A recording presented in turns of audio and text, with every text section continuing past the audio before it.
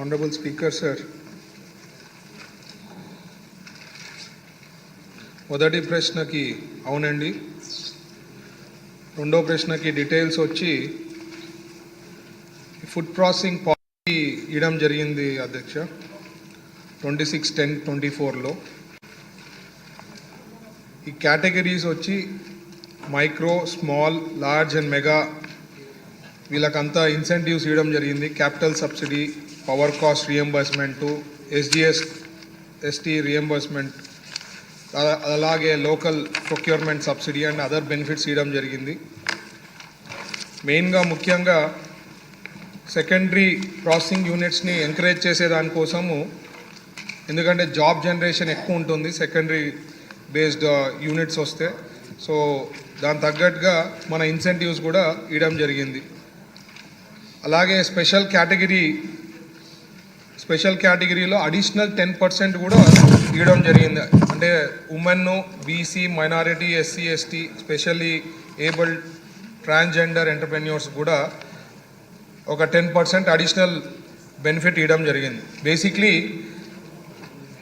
ఎంటర్ప్రెన్యూర్స్కి ఏమైనా చేస్తున్నారా అనేది ప్రశ్నకి ముఖ్యంగా చెప్పాలంటే మన పాలసీ ఏమి, మన గవర్నమెంట్ వచ్చిన తర్వాత ఏం పాలసీ వచ్చింది, బెస్ట్ పాలసీనా, ఇండియాలో బెస్ట్ పాలసీనా, ఎంకరేజ్ అవుతారా ఇక్కడ పెట్టేదానికి యూనిట్స్కి అనే ఉద్దేశంతో ఈ ప్రశ్న ఉన్నట్లు అనిపిస్తూ ఉంది.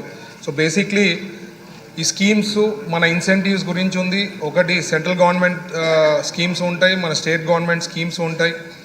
దీంట్లో సభ్యులకి ఏమైతే డౌట్ ఉందో స్పెసిఫిక్గా ఇదైతే మెయిన్ ఇన్సెంటివ్స్. దాదాపు మన స్టేట్ గవర్నమెంట్ నుంచి అయితే 16 రకాల ఇన్సెంటివ్స్ వస్తున్నాయి అధ్యక్ష.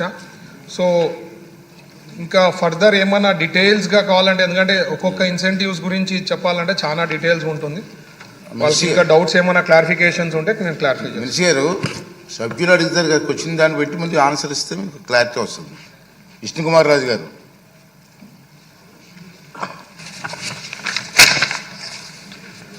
అధ్యక్ష నమస్కారం. అధ్యక్ష మన రాష్ట్రం భారతదేశంలోనే నెంబర్ 1గా ఉన్నది ఈ అగ్రి ప్రొడక్ట్స్లో పామాయిల్ ఒకటి అధ్యక్ష. అట్లాగే పపాయ, లైమ్, కోకో, తర్వాత కోకోనట్ అధ్యక్ష, టమాటో, చిల్లీస్, బనానాస్ అధ్యక్ష. అట్లాగే మెరైన్ ఎక్స్పోర్ట్స్లో మనం నెంబర్ 2 పొజిషన్ ఉన్నాం అధ్యక్ష. దాంట్లో ఎగ్స్, ఫిష్ ఇవన్నీ కూడా మనం బ్రహ్మాండంగా అభివృద్ధి చేస్తున్నాం. అట్లాగే ఫిష్ అధ్యక్ష